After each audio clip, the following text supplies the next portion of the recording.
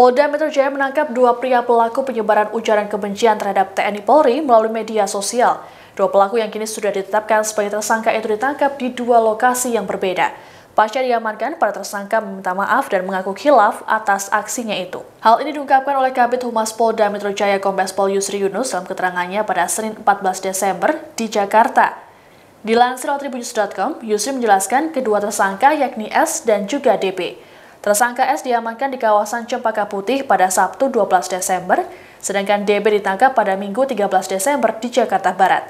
Yusri mengungkapkan setelah dilakukan pemeriksaan, tersangka mengucapkan mereka khilaf dan juga meminta maaf. Tersangka S ditangkap karena menyebarkan foto Kapolda Metro Jaya yang diedit menjadi daftar pencarian orang.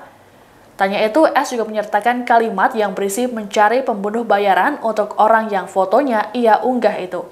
Tanya sekedar mengunggah foto tersebut, tersangka juga secara masif menyebarkan pesan-pesan bernada provokatif di sejumlah grup WhatsApp.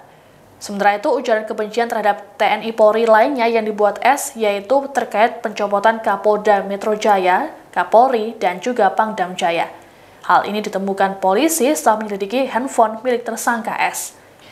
Sementara DB, tersangka penyebar ujaran kebencian lainnya, ditangkap lantaran memposting sebuah video berisikan ancaman kepada polisi.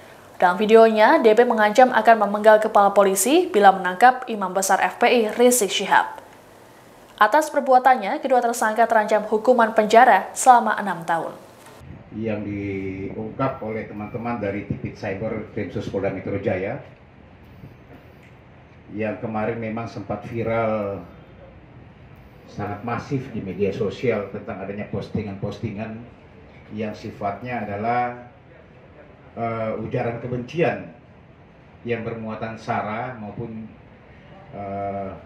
penyebaran berita-berita bohong yang dapat menimbulkan rasa kebencian, di mana sering kami menyampaikan, kami menghimbau kepada para pengguna media sosial khususnya ya, pengguna media sosial supaya bijak dalam bermedia sosial yang ada.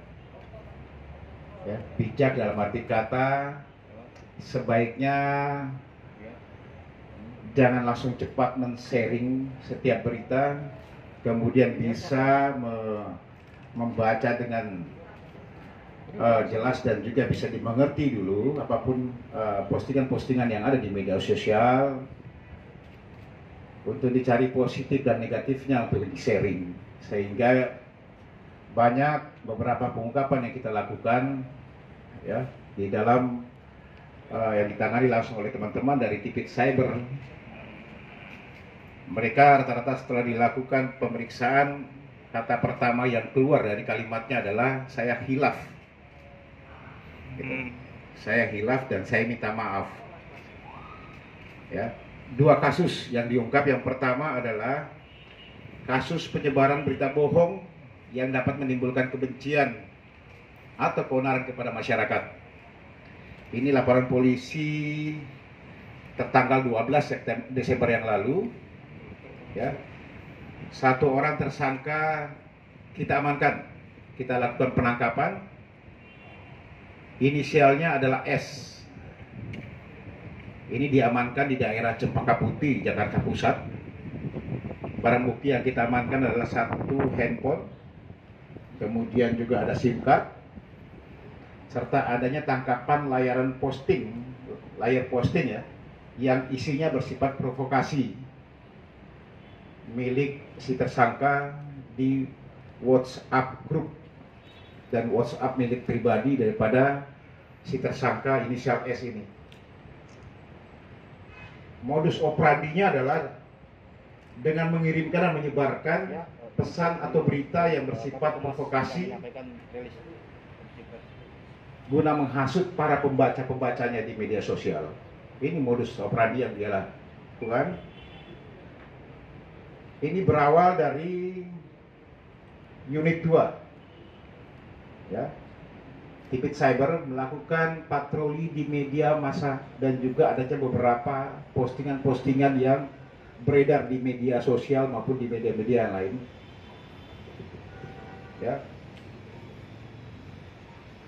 Dalam satu tangkapan yang banyak beredar dari WhatsApp grup khususnya ada satu yang paling masif, yaitu di WhatsApp Group dengan nama Kedai Kopi Indonesia, di mana ada seseorang yang posting fotonya Kapolda Metro Jaya, ya, dengan menggunakan pakaian lengkap, pakaian dinas. Kemudian ditulis di situ dicari orang, ya, dicari orang ini. Kemudian pembunuh bayaran, dengan kalau menemukan orang ini segera menghubungi Mujafud Fisabilillah, tetapi gambarnya adalah gambar Kapolda Metro Jaya lengkap dengan pakaiannya. Ini awalnya. Kemudian tim bergerak melakukan profiling, menemukan siapa pemilik akun tersebut, siapa yang menyebarkan, dan berhasil mengamankan di daerah Cempaka Putih. Inisialnya adalah S, umurnya 40 tahun. Kemudian kita lakukan pendalaman terhadap yang bersangkutan, dan ditemukan beberapa grup-grup yang lain, WhatsApp grup yang lain. Di antaranya ada 00 Fakta Berkata, dan juga di grup Media Muslim Indonesia. Ya. Kami cek, memang yang bersangkutan sejak September yang lalu ini ikut masuk dalam grup tersebut. Kemudian memasukkan beberapa kalimat-kalimat yang memang menghasut, sifatnya adalah provokasi. Ya, sifatnya adalah provokasi, termasuk penghujatan kepada TNI Polri oleh yang bersangkutan.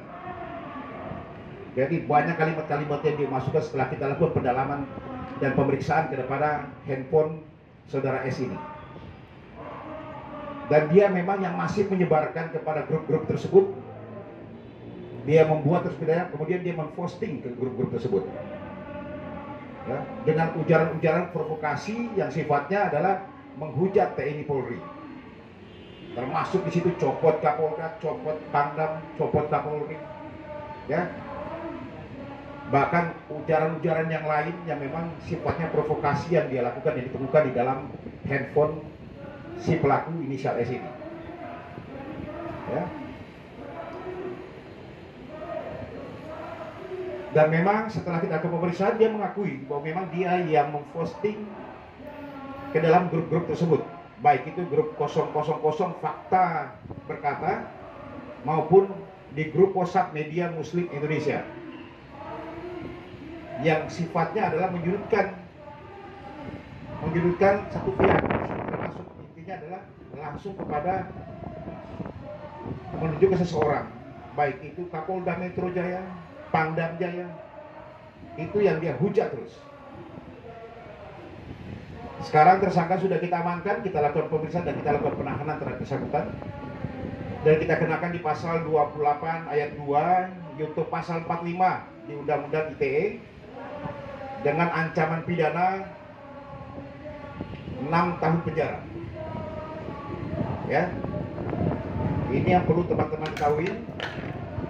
Sekali lagi, ya, kami menghimbau bagi para pengguna media sosial yang ada untuk lebih bijak dalam menggunakan media sosial. Demikian informasi dalam Tribun News Update kali ini. Nantikan terus informasi terbaru lainnya hanya di kanal YouTube tribunnews.com. Terima kasih sudah nonton. Jangan lupa like, subscribe, dan share ya.